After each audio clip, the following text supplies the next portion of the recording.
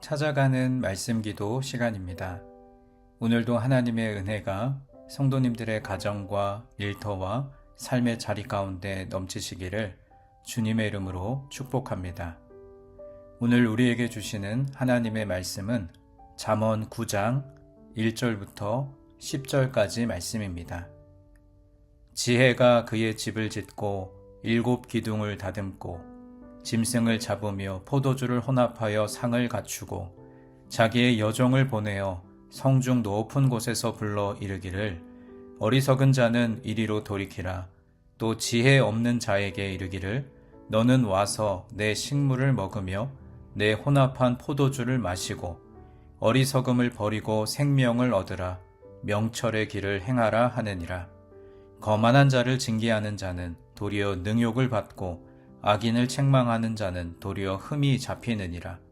거만한 자를 책망하지 말라. 그가 너를 미워할까 두려우니라. 지혜 있는 자를 책망하라. 그가 너를 사랑하리라. 지혜 있는 자에게 교훈을 더하라. 그가 더욱 지혜로워질 것이요 의로운 사람을 가르치라. 그의 학식이 더하리라.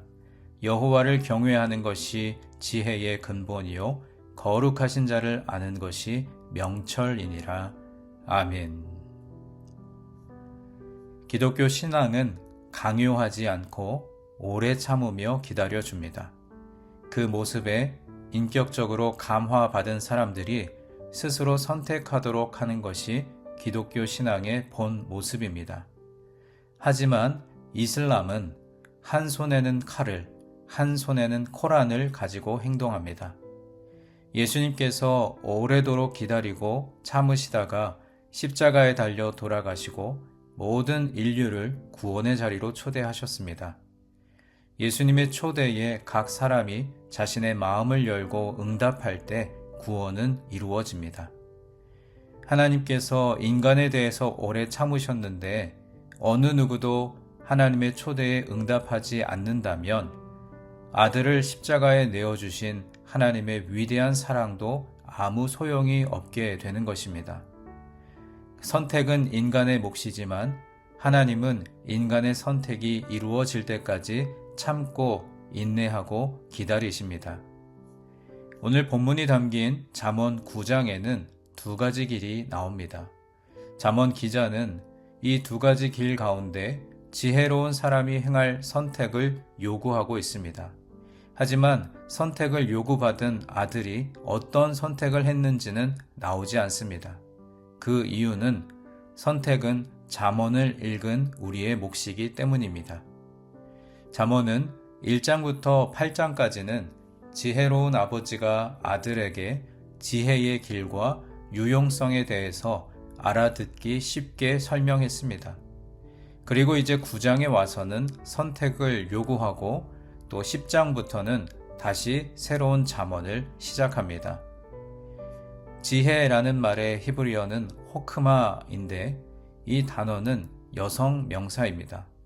그래서 오늘 잠언 9장에는 두 여성이 나와서 우리에게 선택을 요구하고 있습니다.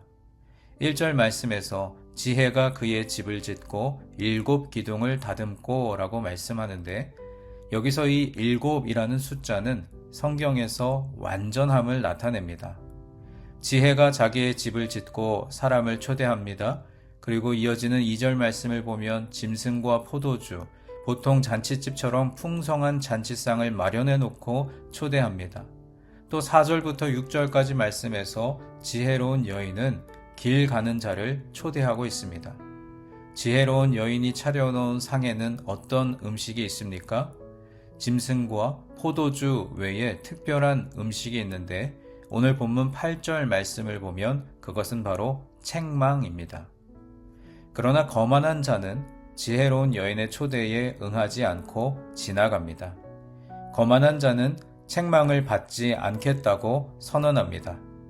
그런데 지혜로운 자는 앉아서 그 책망을 듣고 있습니다. 그 사람이 바로 참으로 지혜로운 사람입니다. 사실 우리 중에 책망을 좋아하는 사람이 누가 있겠습니까? 누군가로부터 듣기 싫은 말을 들을 때 마음이 좋은 사람은 아무도 없을 것입니다. 하지만 책망을 듣고 우리의 미련함이 깨우쳐지고 지금까지 잘못 살았던 것을 반성하며 앞으로 지혜의 길을 걸어갈 수 있다면 책망은 100번 들어도 합당할 것입니다. 미성년 자녀들은 부모의 책망을 즐겨 들어야 참된 인격을 가진 사람으로 성장합니다. 성인이 되어서는 아무도 우리를 책망하는 사람이 없습니다. 부모님은 연세가 드시고 시간이 지나면 하나님 품에 안기실 텐데 그때 누가 나를 책망하겠습니까? 성령께서 우리 마음속 깊은 곳에서 감동을 주셔서 죄에 대하여, 의에 대하여, 심판에 대하여 책망하실 것입니다. 주님께서 사랑하시는 여러분은 성령의 책망을 어떻게 받아들이십니까? 성경을 읽다가 마음에 깊은 찔림이 오고 또 설교 말씀을 듣다가 내가 이렇게 살아서는 안 되는데 하는 마음이 생긴다면 그때 여러분은 어떻게 하십니까? 그때 책망이 지혜자의 식탁에 올라오는 가장 훌륭한 요리라는 사실을 꼭 기억하시기 바랍니다. 이 책망을 즐겨 들어야 보배로운 산돌이신 그리스도의 길로 걸어갈 수 있습니다. 그리고 두 번째 지혜자의 식탁에 올라온 음식은 오늘 본문 10절 말씀입니다. 여호와를 경외하는 것이 지혜의 근본이요 거룩하신 자를 아는 것이 명철이니라. 여호와를 경외하는 것은 곧 예배를 드리는 것입니다. 그러니까 지금 지혜자의 식탁에 놓인 또 하나의 음식은 예배입니다. 지혜자가 먹어야 할 음식은 진정으로 드리는 예배라는 뜻이지요. 지혜로운 여인은 길 가는 사람을 붙잡아 놓고 자기 식탁으로 초대하는데 첫 번째 음식은 책망이고 두 번째 음식은 예배입니다. 예배를 전심으로 드리지 않는 사람은 미련한 자요 거만한 자라는 것이죠. 여러분은 예배를 어떻게 드리고 계십니까? 예배를 드리면서 오로지 하나님을 영화롭게 하고 하나님께 영광을 돌리며 하나님을 찬양할 때 어리석음의 탈을 벗고 지혜로운 사람이 될 수 있습니다. 성경은 예배를 드리지 않거나 자기 방식대로 예배드려서 죽음의 길로 달려간 불쌍한 사람들을 많이 언급하고 있습니다. 바라기는 여러분 모두 하나님 앞에 제대로 예배를 드려서 지혜자의 식탁에 참여하는 지혜로운 주의 자녀들 되시기를 주님의 이름으로 간절히 축원합니다. 오늘 본문 10절까지는 지혜로운 여인이 지혜자의 식탁으로 초대하는 장면이 나오는 반면 이후에 이어지는 13절부터 17절까지 말씀해 보면 미련한 여인이 길 가던 행인을 붙잡아 세우는 장면도 등장합니다.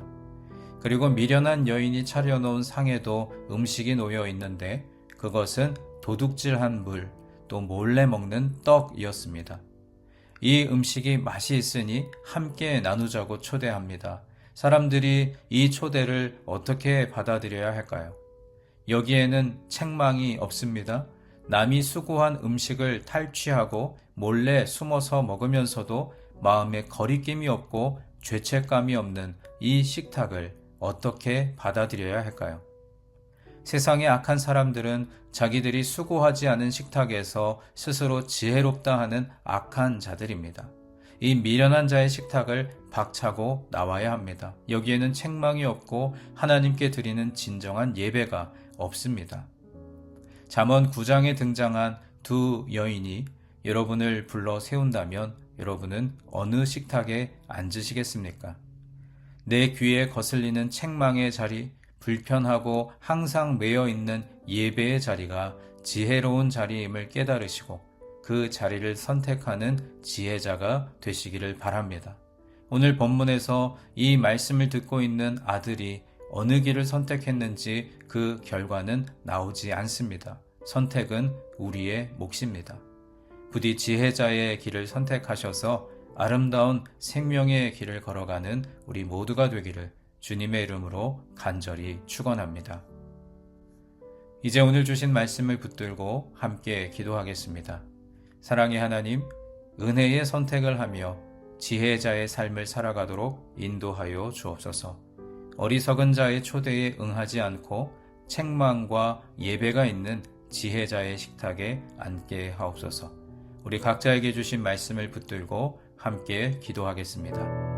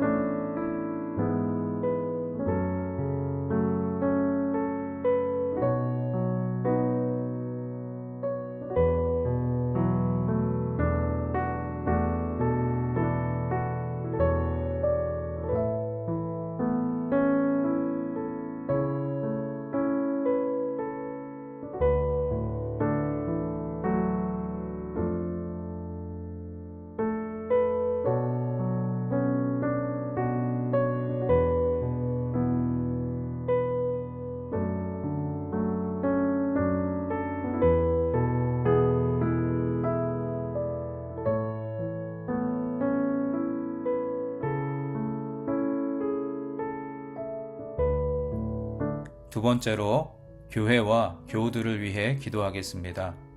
우리 교회를 향하신 하나님의 뜻이 온전하게 이루어지게 하옵소서.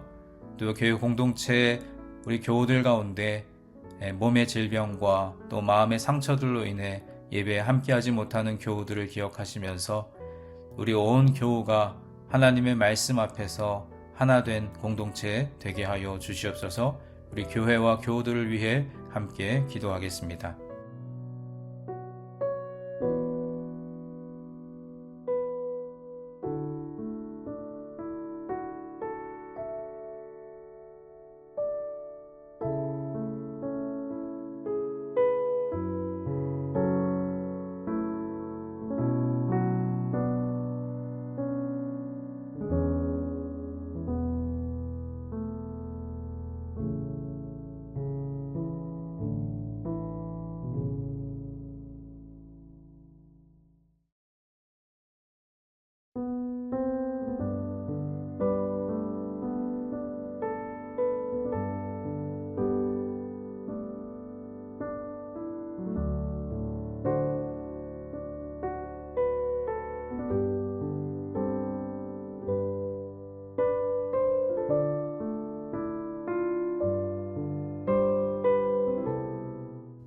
마지막 세 번째로 세상을 향하여 기도할 때 우리의 가정과 일터를 위해서 기도하겠습니다. 하나님께서 허락하신 가장 작은 교회인 가정이 말씀의 반석 위에 잘 세워지게 하옵소서.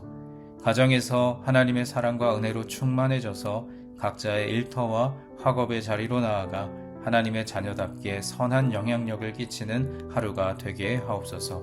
또 여러분 각자가 가지고 계신 기도의 제목 우리 주님 앞에 아뢰시며 삶의 자리로 나아가시겠습니다. 기도하겠습니다.